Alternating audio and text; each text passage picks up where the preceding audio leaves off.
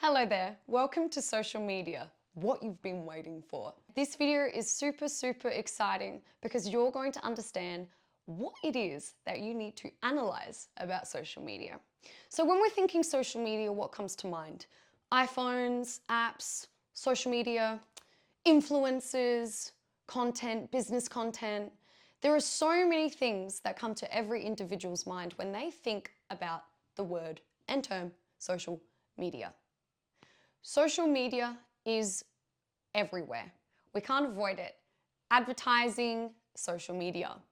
Where do you go if you want to promote your brand? Social media. Oh, how do I target and do targeted ads? Well, social media. Social media is a really big place, but we're going to take a couple of big steps back and we're going to start at the very beginning. Understanding social media is an experience. It is. Social media is an experience. Think about your favorite content creators. Why do you enjoy their content? What makes you attracted to someone on social media? Maybe you love animals. Every time you see a puppy video or a cute little animal, maybe that's just what you enjoy. Or maybe you're someone who loves listening to people talk. Maybe you're a podcaster lover. And when it comes to social media, being an experience, the experience of you on your favorite content creators platforms is kind of what we're going to be discussing throughout this video. In terms of social media being an experience, we're going to look at all the things that you need to know in terms of what you should be analyzing. Analyzing things and analyzing anything in life is super important because it tells us information and it gives us information. Analyzing social media, what we're going to be analyzing is the experience. Ask yourself this question: what type of experience is my profile on Instagram, for example? What type of experience does my platform give someone? Maybe you've only got 3, 4, 5 photos. Well, what type of experience is that? Maybe you have thousands of videos, hundreds of videos, and it's just all videos. What type of experience is that? You need to look at social media as an experience because at the end of the day it is. When I'm finishing work, I come home and I cook dinner, I prepare myself for bed, and I might be scrolling and I might tap on your profile. What type of experience does your profile give me? Social media is an experience, and when you start looking at it that way, you start understanding, how do I improve my social media experience, and what are the things I should be analyzing? Number 1, in terms of a social media analysis checklist, the first thing you should be analyzing is your profile picture. What type of profile photo do you have?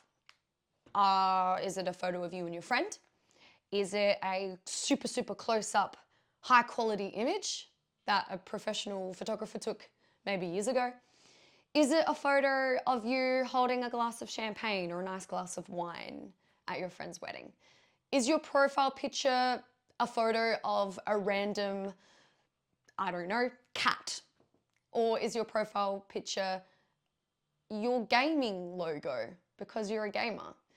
Take a look at what your profile picture is and ask yourself, well, understanding that social media is an experience, what is my profile picture telling others?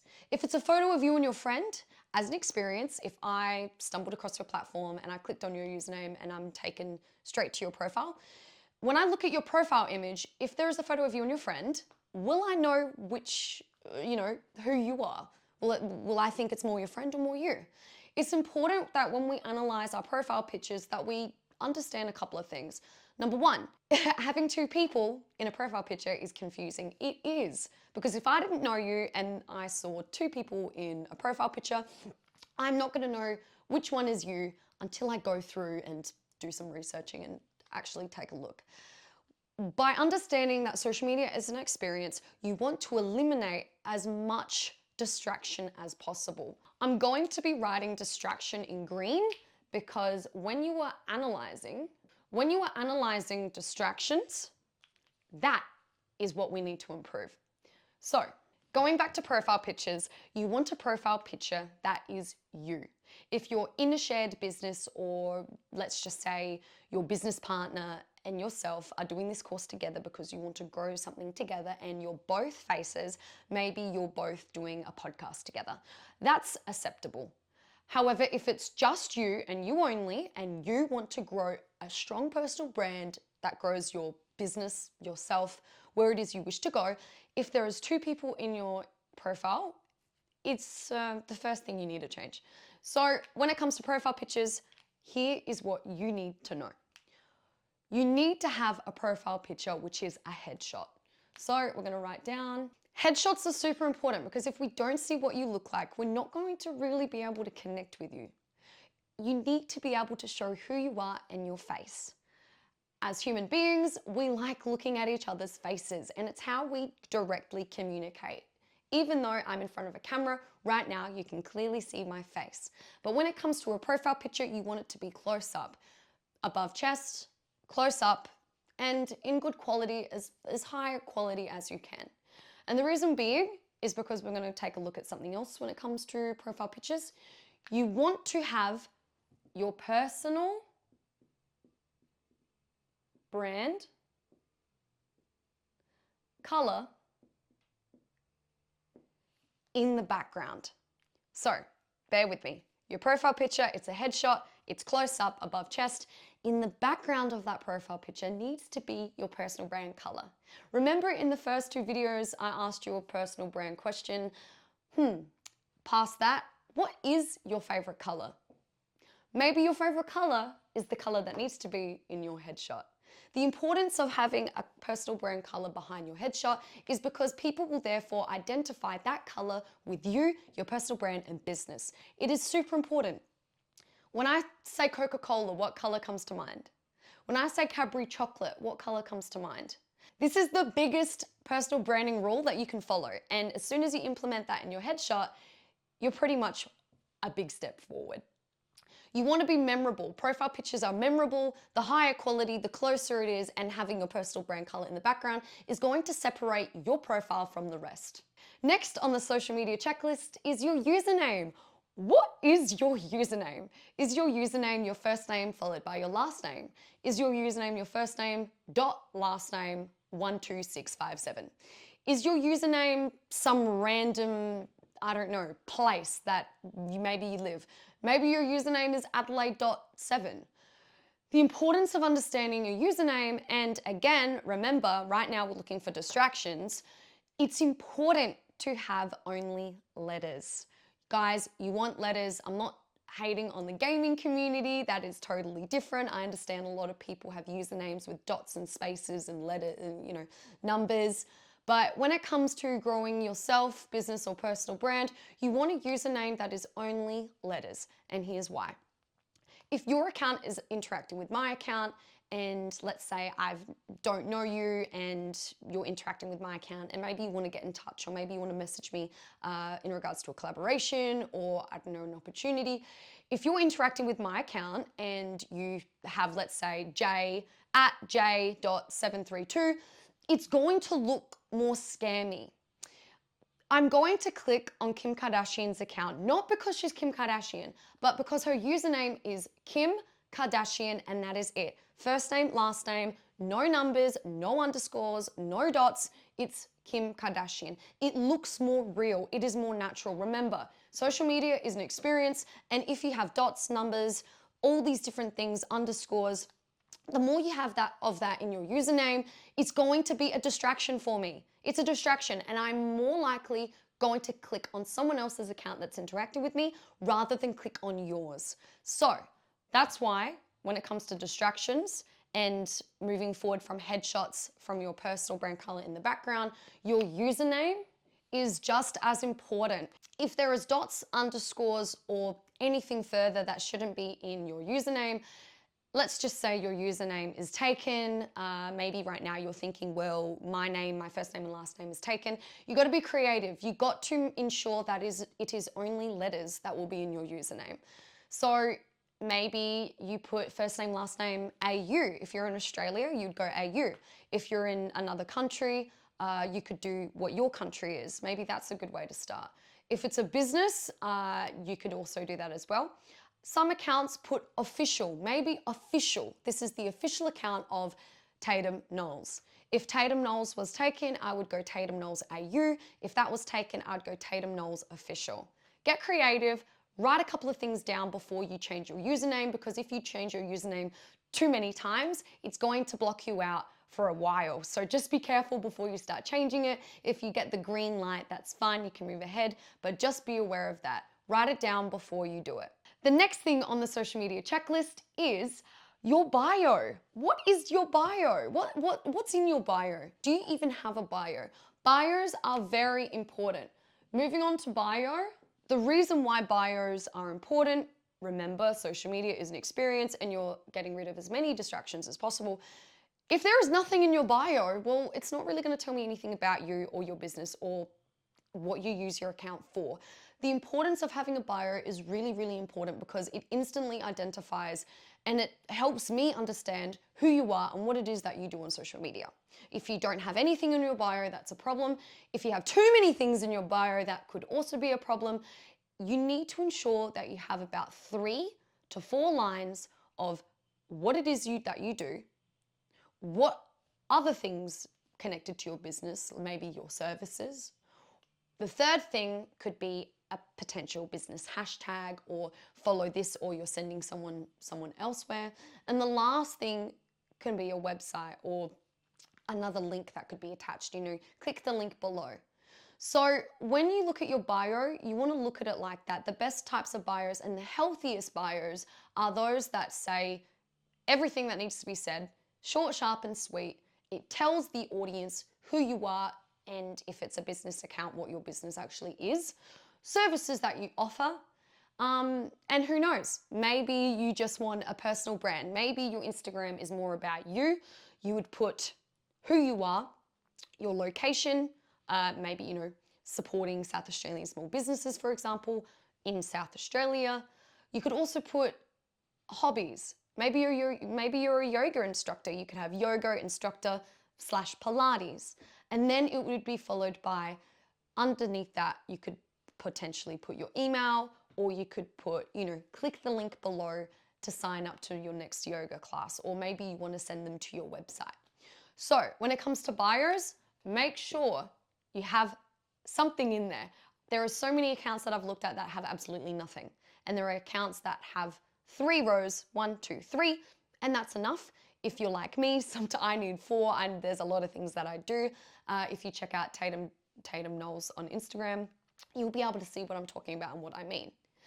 In terms of bios, remember, it's a distraction if you don't have anything in it. That's a distraction. Having nothing in it is a distraction. So make sure you have a healthy bio that states who you are, what it is that you do, the services that you offer, and direct people where they need to go. If you want them to click on the link below and you have a link tree set up, that's awesome. If you want them to go straight to your website to purchase your products, do it. If you're a keynote speaker and there's upcoming events, make sure they click on that link below so they're informed and they know the dates you're performing. Bios, crucial. Make sure you take a look at it and there's no distractions in there. Make sure it's informative, engaging, and share about you. Your account is about you. Social media is about you and where it is you're going and what it is that you do. Make sure you have a bio.